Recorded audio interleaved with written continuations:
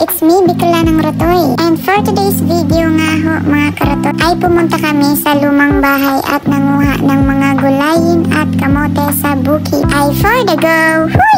Sa mga oras nga pong ito mga karotoy ay patuloy kami sa paglalakad ni Puloy Vlog dahil sobrang layo pa po ng aming pupuntahan, kaya mahaba-haba pa po ang ating lalakarin at baka bukas pa po tayo makarating. Huy! Ay hindi naman po, charot-charot lang. Maya-maya po ay makakarating na tayo sa ating pupuntahan.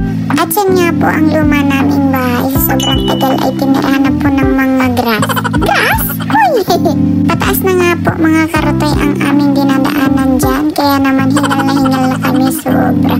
At pagod na pagod na. Buti na lang may dalang tubig itong sa Puloy Vlog. Kasi nauhon na talaga ako mga karotoy. Grabe. At ayan na nga po, kita niyo naman ang paligid. Sobrang layo.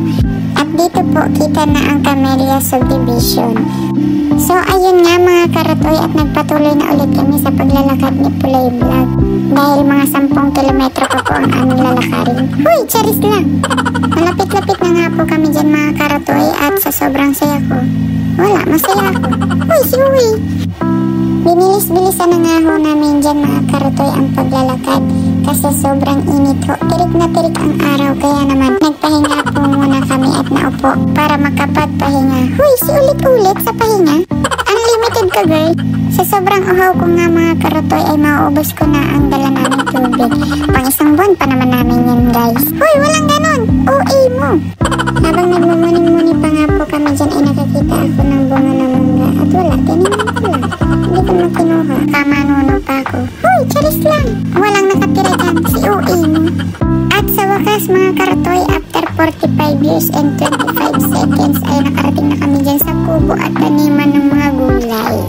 Siyempre, pahinga muna, pasaya-saya, pakikit lang sa camera bago tayo maguha ng mga kamote. Yung kasama ko hindi na kinaya, naghubad na dahil sa sobrang init. Pagod na pagod yun.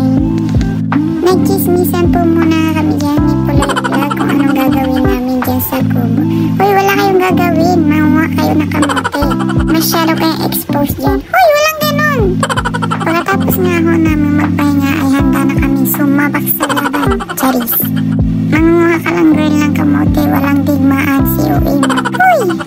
Sa sobrang init nga po ng panahon ay hindi na ako tumulong kumuha ng kamote.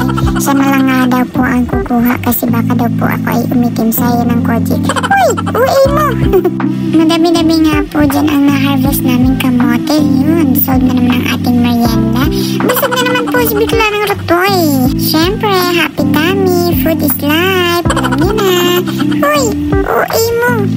Pagkatapos nga po i-plastic ni Puloy Vlog ay nagyayara po siyang umuwi at yun nga po hindi ko na kinuhanan ng video ang paglakad namin pa uwi kasi sobrang pagod na po talaga kami dyan. Kita niyo naman na paupo na lang si Puloy Vlog sa sobrang pagod. At ayun nga po guys, dito ko na tinatapos ang aking vlog. Thank you for watching! Follow, like, and share!